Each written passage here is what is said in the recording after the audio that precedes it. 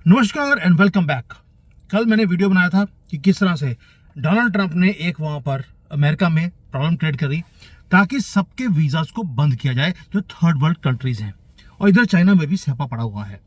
Financial जो global market है वो शिफ्ट हो रही है, उसमें बहुत बड़ी प्रॉब्लम है और ये भारतीयों को मानना पड़ेगा कि जो फाइनेंशियल सिस्टम कोलैप्स कर रहा है दुनिया का, और तभी जो हमारा रुपी है वो रिस्क के अंदर है और उसका रेट बढ़ता जा रहा है। ऐसा नहीं है कि हमारी करेंसी की वैल्यू कम हो रही है, नो, बट क्राइसिस कुछ और है। ये एक अर्जेंट वीडियो है जो मैं आपके लिए बना रहा हूं। इसके अंदर 4 क्रिटिकल डेवलपमेंट्स जो हो रही हैं, जो हमारी मीडिया टच ही नहीं कर रही। आई डू नॉट नो व्हाई। कौन सी हैं? पहला, यूएसए स्टॉक मार्केट क्रैश होने वाली है, और ये मैं बताऊंगा आपको म्यूचुअल फंड जो आपके हैं या आपका पोर्टफोलियो है वो कैसे टच होगा।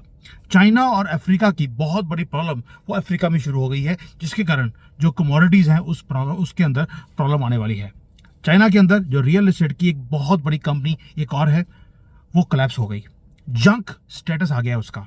और उसके बाद आते हैं कि भारत की स्टॉक मार्केट में से कितना हजारों करोड़ रुपए जो फाइनेंशियल इंस्टीट्यूशंस हैं वो बाहर निकाल के चली गई हैं, जिसके कारण हमारी मार्केट वो डिस्ट्रॉय हो रही है। और आपको कौन से ऐसे स्टेप्स लेने चाहिए जिससे कि आपका पैसा बच सके, मैं 5 चीजें आपको बताऊंगा उसके बाद। अब आते हैं पहली बात कि ग्लोबल फाइनेंशियल सिस्टम है वो ब्रेक डाउन हो रहा है। और कब हो रहा है? आज, अभी हो रहा है, एज वी स्पीक। एंड जो इंडियन इन्वेस्टर है, ट्रेडर है या बिजनेस ओनर है, हर बंदे को ये इंपैक्ट करेगा डायरेक्टली। मैं ब्रेक डाउन करता हूं एक एक कर। मैं दोबारा बोलता हूं आपको, मेन स्ट्रीम मीडिया नहीं टच करेगा, वो अभी पता नहीं कौन सी धुन में लगे हैं। I do not understand why they do not take care of these things जो हमारे कंट्री को इंपैक्ट करती हैं चीजें। पहले आते हैं ग्लोबल फाइनेंशियल क्राइसिस के ऊपर। यूएसए स्टॉक एक्सचेंज आज की डेट में बहुत बड़ी ट्रबल में है। We are not talking about a correction, we are talking about systematic challenges जो वहां की कंट्री के ऊपर है। ये वो प्रॉब्लम्स हैं जो पूरे के पूरे अमेरिका की स्टॉक मार्केट को हिला के रख देगी, और अमेरिका की स्टॉक मार्केट हिली तो पूरे दुनिया की जो ग्लोबल इकोनॉमी है वो हिलने वाली है। Mark my words. अभी जो इंडिकेशंस है अमेरिका से, वो अपने कंट्री को बचाने के लिए छोटी छोटी चीजें वो करता जा रहा है। इसका वीजा दे दिया, वीजा देने के बाद एंट्री हो गई, फीस ले ली, उसको वापस डिपोर्ट कर दिया। H1B वीजा है, वो लोग हैं जिनको बुलाया वापस भेज रहे हैं, वीजा देने बंद कर दिए। ये छोटी छोटी चीजें हैं जिसको बच्चों वाली बातें बोलते हैं, लेकिन जब आप क्राइसिस में होते हैं आपको ये काम करने पड़ेंगे। Now what does this mean for India? क्योंकि जो यूएसए की मार्केट है वो अब स्टम्बल कर रही है, उसको जितनी मर्जी है बैंडेड लगाने की कोशिश करें वो ठीक नहीं हो सकती। और जो एफआईज हैं, जब यूएसए की मार्केट हिलनी शुरू होती है, फाइनेंशियल इंस्टीट्यूशंस अपने पैसे को वो बाहर निकालना शुरू करते हैं। फॉरेन जो इंस्टीट्यूशनल इन्वेस्टर है वो क्या कर रहा है? वो रिट्रीट कर रहा है सेफ्टी की तरफ। और वो कहां से पैसा पुल करेगा? अगर अमेरिका में प्रॉब्लम आएगी, वो इमर्जिंग जो मार्केट्स हैं जैसे भारत है उसमें से पैसा निकालेंगे। और तभी अभी आप देख रहे हैं, प्लीज फॉलो द मनी। जब आप मनी को फॉलो करेंगे आपको पता लग जाएगा पहले ही कि आगे क्या होने वाला है। क्यों? क्योंकि मनी पैटर्न देख लेती है पहले ही। अब दिखाता हूं मैं पैटर्न कैसे है। 2008 था, 2020 था, अभी 2025 है। तीनों टाइम पर सेम चीज हुआ था। जितने भी फाइनेंशियल इंस्टीट्यूशंस हैं इन्होंने अपना पैसा निकाला और जाकर अमेरिका में डाल दिया। अब आप बोलेंगे यार 2008 में तो अमेरिका में क्राइसिस थी। अमेरिका में क्राइसिस थी, लोगों ने पूरे दुनिया से पैसा निकालकर उन्होंने अमेरिका को बचाने में लगा दिया। और ये चीज दोबारा से अभी हो रही है। और आपका म्यूचुअल फंड, इसको हीट ऑलरेडी उसको महसूस होनी शुरू हो गई है। और जो आपका स्टॉक का पोर्टफोलियो है वो ब्लीड हो भी रहा है और आगे जाकर और भी होगा। रुपी वीकन हो चुका है और वीक होगा। ये मैं कोई फियर डालने की कोशिश नहीं कर रहा हूं, ये इंटरकनेक्टिविटी है रियलिटी की ऑफ ग्लोबल फाइनेंस। जो चीजें मुझे दिख रही हैं एज अ फाइनेंशियल गाय वो मैं आपके सामने रख रहा हूं कि जब पैसे को फॉलो करते हैं कि पैसा निकल के जा कर रहा है। पहले पैसा निकल के भारत से चाइना आ रहा था, अभी ना चाइना में है ना भारत में, वो अमेरिका जा रहा है। अब आते हैं दूसरा, यूएसए और चाइना का एक और प्रॉब्लम शुरू हो गई है अफ्रीका के अंदर। ये चीजें वो है जो स्टॉक मार्केट को, बिजनेस को और फ्यूचर को इफेक्ट करती हैं। ये बहुत बड़ी न्यूज है। कैसे? ड्रैगन और ईगल ये दोनों लड़ रहे हैं आपस में। किसके लिए? रिसोर्सेज के ऊपर कंट्रोल रखने के लिए। यूएसए एंड चाइना ने फाइट करना शुरू कर दिया, नॉट विद वेपन्स लेकिन आयरन ओर के लिए। चाइनीज फ्रेट शिप वो अफ्रीकन पोर्ट पे जाती है, वहां पर आयरन ओर को लोड करती है, लेकिन ना तो वो लेक वापस लेके जा सकती है, ना अनलोड कर सकती है, ना जा सकती है, ना आ सकती है, इट इज स्टक।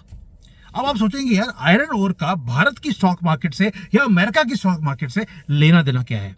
ये पूरा दुनिया इंटरकनेक्टेड है और हमें केयर करना पड़ेगा कि चाइना है कौन। बेशक वो हमारा राइवल है, हमारे लिए थ्रेट है, लेकिन वो हमारा मैसिव ट्रेडिंग पार्टनर भी है। जब चाइना के अंदर सप्लाई चेन्स टूटती हैं तो हमारा जो स्टील इंडस्ट्री है उसको आप क्लोजली वॉच करना। जो हमारी स्टील इंडस्ट्री है वो भी हिट होती है, हमारे जो इंफ्रास्ट्रक्चर के प्रोजेक्ट्स हैं वो इम्पैक्ट होते हैं। और भारत बहुत ज़्यादा जो अपना आयरन ओर है इंपोर्ट करता भी है। अब आप सोच के देखिए, डोमेस्टिक सप्लाई जैसे जैसे हमारी टाइट होती है हम आयरन ओर को इंपोर्ट करना शुरू करते हैं। चाइना का जो एक्सेस है अफ्रीकन रिसोर्सेज के अंदर, अगर वो चोक होता है, अब देखिए वो क्या करेगा।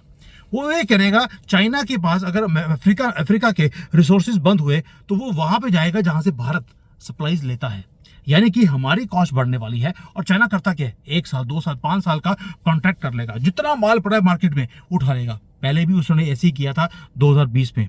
They will not look anywhere, they will look at our suppliers.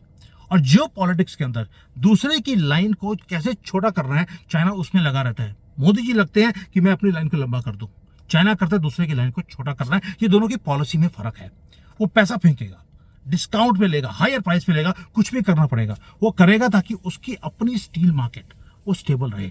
अब इससे होगा क्या, भारत में स्टील की प्राइसेस बढ़ती हैं तो हाउसिंग की प्राइसेस बढ़ जाती हैं, प्रोजेक्ट्स की कॉस्ट बढ़ जाती है, यानी कि ग्रोथ स्लो हो जाती है। ये हो गया दूसरी प्रॉब्लम। अब आते हैं चाइना की प्रॉब्लम। चाइना कहता है दूसरे की मैं जो आपकी जो लाइन है उसको छोटा करना है, लेकिन चाइना की अपनी लाइन भी छोटी हो रही है। कर्मा लगता है मुझे चाइना का जो रियल एस्टेट है उसके अंदर एक नाइटमेयर और आ गया। यहां पर बहुत बड़ी कंपनी है वांखा। आपने एवरग्रैंड, कंट्री गार्डन के नाम सुने होंगे। ये चाइना की बिगेस्ट रियल एस्टेट जायंट्स में से एक है। गवर्नमेंट ओन्ड है वांखा। उसके बाद भी उसके जो बॉन्ड्स हैं वो क्रैश हो गए और उसका जो S&P है उन्होंने डाउनग्रेड किया है इनके बॉन्ड्स को, उसकी वैल्यू कर दी जंक स्टेटस। जैसे इनके फाइटर प्लेन्स होते हैं वो भी जे से शुरू होते हैं, जंक 10, जंक 17, वैसे ही इनके बॉन्ड्स भी अब जंक स्टेटस पे पहुंच गए हैं। दोस्तों ये छोटा मोटा डेवलपर नहीं है, ये बहुत बड़ी कंपनी है। सेकेंडली स्टेट ओन्ड कंपनी है। शेंजन जो मेट्रो है वो उसका स्टेक है इसके अंदर, उसके बाद भी जंक स्टेटस आ गया, यानी कि स्टेट गवर्नमेंट को आप बोल रहे हैं आपका स्टेटस जंक है। ये सिस्टमैटिक कोलैप्स है एक बहुत बड़ी टेरिटरी के अंदर। एवरग्रैंड के टूटने के बाद, गिरने के बाद अब वांखा एवरग्रैंड से भी बड़ा है। अब इसका भारत से कनेक्शन क्या है? देखिए चाइनीज रियल एस्टेट 30% है इनकी इकोनॉमी का। जब चाइना की इकोनॉमी कोलैप्स करेगी, इनकी ग्रोथ कोलैप्स करेगी, तो होगा क्या, चाइना की ग्रोथ स्लो होगी और जो ग्लोबल कमोडिटी के अंदर जो डिमांड है वो कम हो जाएगी। अब आप बोलेंगे यार डिमांड कम होगी तो प्राइसेस कम होंगे। यस, शॉर्ट टर्म के लिए हमारे जो ऑयल के इंपोर्ट्स हैं या हम कमोडिटीज बाय करते हैं, थोड़ा सा पैसे हमें कम देने पड़ेंगे। लेकिन बुरा क्या है भी, हमारे जो एक्सपोर्ट्स हैं जो चाइना की तरफ जाते हैं वो कम हो जाएंगे, हमारी IT सर्विसेज कम लगेंगी, फार्मास्यूटिकल्स कम लगेंगे, केमिकल्स कम लगेंगे, ये सारे हिट होने वाले हैं। इसलिए जैसे जैसे ये प्रॉब्लम आ रही हैं आप देख लेना, IT सर्विसेज, फार्मास्यूटिकल्स, केमिकल्स, इनके प्राइसेस आगे जाकर कम होने वाले हैं। प्लस जब चाइना पैनिक करता है तो करता क्या है, जब वो पैनिक करेगा वो अपने कंट्री से माल बनाकर डंप करेगा दुनिया भर में, ग्लोबल मार्केट को हिलाने के लिए चीपर प्राइसेस में माल बेचेगा। अगेन जो भारत के मैन्युफैक्चरर्स हैं जो एक्सपोर्ट करते हैं वो कंप्लीट नहीं कर पाएंगे ग्लोबली। और देख लेना आप, आपके सामने आएगा चाइना अपने स्टील को अब डंप करेगा दुनिया भर में ताकि दूसरों की लाइन छोटी हो। इसकी अपनी वाट लगी पड़ी है, पंजाबी बोलते हैं फटी पड़ी है, लेकिन ये हटेगा नहीं। Now what does all this mean for India? थोड़ा सा डॉट्स को जोड़ के देखते हैं। ग्लोबल फाइनेंशियल जो मार्केट है वो स्ट्रेस्ड है, यानी कि फाइनेंशियल इंस्टीट्यूशंस का आउटफ्लो और तेज होगा। हमने ऑलरेडी देख लिया इस साल 35,000 करोड़ रुपए हमारी मार्केट से ऑलरेडी निकल चुके हैं। चाइना की जो वीकनेस है वो, उसकी जो वीकनेस है वो एक अपॉर्चुनिटी भी हमारे लिए और थ्रेट भी है। मैंने अपॉर्चुनिटी दिखा दिया कि हमारी प्राइसेस कम हो जाएंगी बाइंग की, लेकिन थ्रेट ये है कि चाइना अपने माल को ऐसे डंप करेगा हम उसके आंधी के सामने हम खड़े नहीं हो पाएंगे। अपॉर्चुनिटी जो मैन्युफैक्चरिंग है, एक अपॉर्चुनिटी ये भी है कि चाइना से जो मैन्युफैक्चरिंग है वो बाहर निकलेगी आएगी तो भारत में आएगी, इसलिए हमने लेबर लॉज को पहले चेंज कर दिया। मैंने बड़े डिटेल में एक एनालिसिस किया उसके ऊपर, please go and see that. आपकी आंखें खुल जाएंगी कि किस तरह से हमने अपने लेबर लॉज को इंप्लीमेंट किया है। वो मजबूरी थी हमारी, हमने कोई लेबर की फेवर के लिए हमने वो लॉज को चेंज नहीं किया, दुनिया को खुश करने के लिए हमने वो लॉज को चेंज किया है। नाउ थ्रेट क्या है, ये सब कुछ हो रहा है जो अभी थ्रेट ये है कि चाइना अब डंप करेगा अपने माल को और वो हमारी इंडस्ट्रीज को कट करेगा।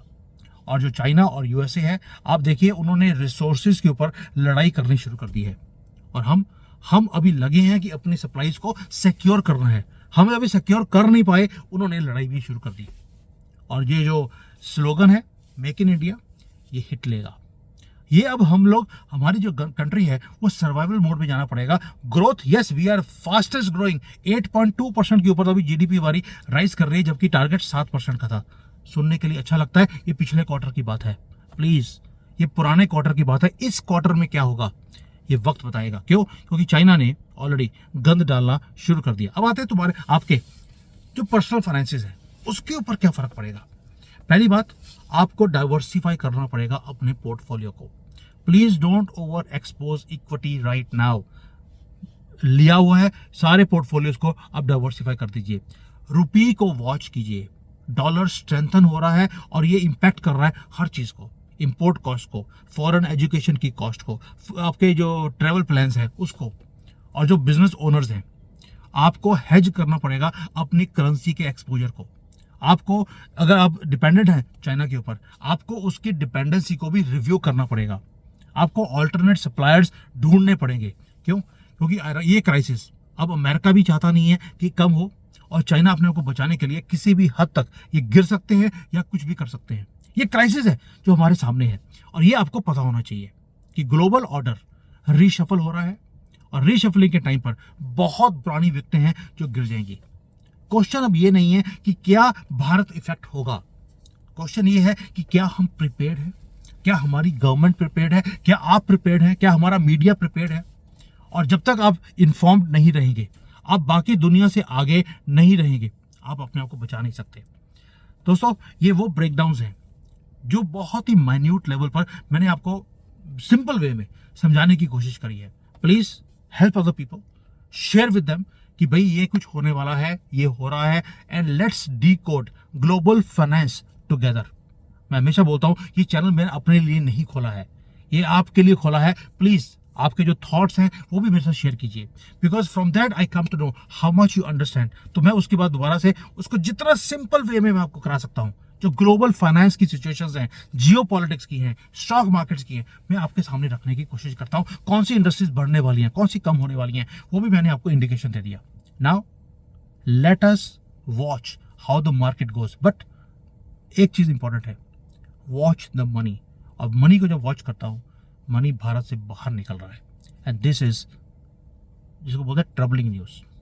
थैंक यू, जय हिंद, वंदे मातरम।